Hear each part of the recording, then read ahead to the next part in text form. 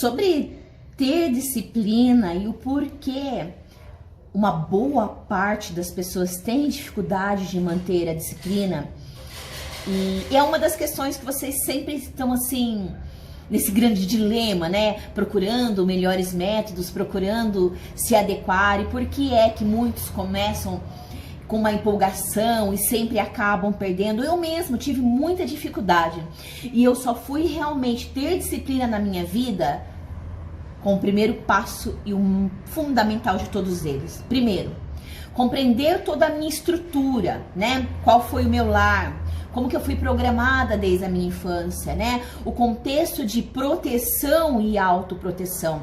Porque é que a minha geração e as próximas gerações cada vez mais vão se tornar hipersensíveis, né? E ainda mais agora vivendo num modelo pandêmico, o que acaba deixando todo mundo muito mais hipersensível, com um senso de autoproteção muito maior, né? Para se proteger principalmente da contaminação, fazendo com que a gente gere cada vez mais dificuldade para enfrentar desconfortos, e mexer com a zona de comodismo, né? Com a zona de conforto em geral.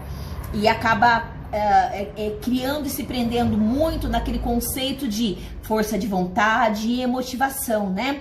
Mas força de vontade e motivação, eu costumo brincar que é como se fosse um unicórnio. Existe? A gente sabe que não existe. E a força de vontade e a motivação acaba sendo algo muito semelhante a isso. É uma emoção, é um sentimento, né? Como todo sentimento que a gente gera e cria, podemos também dissipá-lo. E dependendo de como foi sua estrutura cultural, social, de crenças em geral, de como as pessoas que te criaram eram, o que você cresceu vendo no seu ambiente externo, quais foram os tipos de pessoas que passaram na tua vida e você conviveu, desde principalmente até os 2 anos, que é onde a gente tem um disparo de bilhões e bilhões de neurônios. Ali a criança até 2 anos, ela realmente absorve feito uma esponja e vai absorvendo bastante até a fase adulta, onde começa a diminuir essa produção de novos neurônios, né? E os seus aspectos neurais foram se formando conforme quem você convive, o tipo de pessoas que você conversa, como você alimenta a tua mente, o que você absorve. Então, muitas das vezes, as pessoas acham que ficar em canais, pegando um monte de ideias e vai aplicar, ela começa bem e depois ela larga. E começa empolgada e depois ela larga. Só que e eu percebo isso nos meus alunos mesmo, depois de um tempo elas perdem a empolgação, não entendem que elas precisam entender os esquemas de como foram montadas, e esses esquemas, para você acontecer o desapego e começar um outro processo que está relacionado à neurogênese ou à plasticidade, esse reforço, né? Eu até coloquei no Insta sobre a poda neural, o que acontece, e às vezes tem gente que nem se interessa, porque fala assim, o que isso tem a ver com o meu concurso, o que isso tem a ver com o meu trabalho, o que isso tem a ver com o meu controle de alimentação, o que isso tem muito a ver. Nós precisamos compreender como funcionamos. Às vezes a gente fica no modo raso assim, eu só preciso pegar um método aqui e seguir, e desconsidera de onde veio, desconsidera a carga genética, inclusive, que tem, os estilos de aprendizagem, como você interpreta o mundo e como o mundo também está te interpretando. Então são coisas assim muito mais aprofundadas. Então vou dar um exemplo. Uma pessoa que cresceu num lar que se sentia desprotegido, os pais tiveram que trabalhar muito, de repente vocês tiveram que se criar praticamente sozinho. Eu, por exemplo, eu era muito novinha, né? Ficava naquele ping-pong entre morar com a minha mãe, entre morar com a minha avó. Teve uma boa época da minha infância que eu fiquei muito mais com a minha avó, bastante, e a minha mãe depois casou, morou em outros estados, como Minas Gerais, em vários lugares, e ficava aquele ping-pong, mas naquela parte onde eu tinha compreensão e entendimento do meu ser no mundo. Então as lembranças que eu mais tenho da minha infância é exatamente com a minha avó, quando a gente entende como a nossa consciência é formada, eu consigo compreender o meu apego com a figura materna, o meu apego com a minha avó, sem desconsiderar a minha mãe, não desconsidero, mas hoje eu compreendo por que é que eu criei esse sentimento de figura materna mais nela, porque para você ter uma ideia, quando eu comecei a ter consciência de mim, né, da primeira série, ficava metade com a minha avó, metade com a minha mãe. Então, no tempo que eu estava com a minha mãe, aquele monte de filhos, trabalhando um monte, eu não tinha aquela pessoa que ficasse ali focada, que ficasse ali junto comigo, que me levasse para a escola, voltasse comigo da escola, que sentasse conversar comigo bastante, né? Que imagina, trabalho um monte de filho, imagina, tem que se desdobrar em 200 mil pessoas, não tem jeito. Já quando eu estava com a minha avó, então era eu, a minha avó, a minha tia, um ou outro irmão também que estava junto, então eu conseguia ter uma consciência de presença, uma consciência às vezes até de disciplina, uma consciência de fala, né? Então, isso foi gerando, o laço foi se prendendo ali nessa sistemática. Menos pessoas, provavelmente não, eu era TDAH, então essa hipersensibilidade, essa necessidade de ter o meu momento de isolamento, eu não tinha na outra estrutura, enfim, só para vocês entenderem. Então, eu me sentia mais protegida quando estava com a minha avó, nessa estrutura, não que eu corria risco na outra estrutura, mas é o conceito de segurança, de fazer alguma coisa errada, às vezes minha avó me dava um beliscão, eu colocava de castigo, ficava dando um sermão ali, conversando mais, e às vezes numa outra estrutura, a forma de educar era mais apanhando, batendo, né? Foi mais assim, porque uma pessoa que às vezes tem muitos filhos, é muito mais fácil você educar batendo do que conversar, né? E aí, obviamente, que na outra estrutura tinha muito mais essa conversa. Então, essa estrutura de proteção veio do outro lar. E aí, o que acontece com quem cresce em lares no geral, tá? Quem cresce em lares que às vezes não tem nem noção do que é segurança e proteção, tá? Quando os pais têm que trabalhar muito, fica na mão de outro, dependendo de quem tá te criando também. Vocês têm que desenvolver a sobrevivência, a própria autoproteção. E essa autoproteção acontece o quê? Te deixa, quando você chega numa fase mais adulta, o modo de que, bom, eu não tinha escolha, eu tinha que aceitar, me adaptar, e é aquilo que eu tinha, ser forte, e seja forte, engole o choro, e não sei o que, você acabava não tendo esse, como que eu posso dizer de uma forma que fique bem simplificada, sem ser ofensiva também com as pessoas, porque eu sei que é muito difícil para muitos entenderem em relação ao modo sociológico sobre esse estudo sobre essas estruturas familiares. Acaba gerando uma consciência desse modo.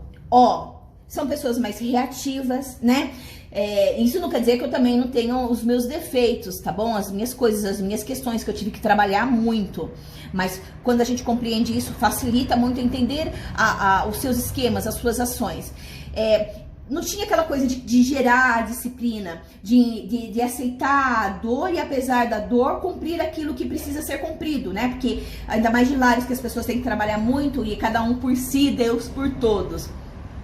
Quando a gente tem consciência, a gente sabe que é uma escolha se proteger. Então, a gente fica muito hipersensível. Bom, me gerou desconforto, me gerou dor. Está relacionado a esses traumas. Para que é que eu vou ficar passando por isso, por algo que não está me gerando satisfação? Então, esse conceito de evitar o desconforto, que acaba ficando muito mais difícil de enfrentar a dor, está relacionado nessa estrutura, né? Então, muitas pessoas vêm até mim, aí vem empolgado, e aí quando começa a ter os desconfortos, deixa eu me ajeitar aqui que senão dói minha coluna. Quando as pessoas começam a ter esse tipo de desconforto, elas acabam evitando como modelo de preservação mesmo, né? E é muito difícil para eles compreenderem que a disciplina não está relacionada ao prazer. Muitas vezes eu até falo, olha, para se motivar, o legal é você saber qual a sua paixão, ter clareza naquilo que você quer.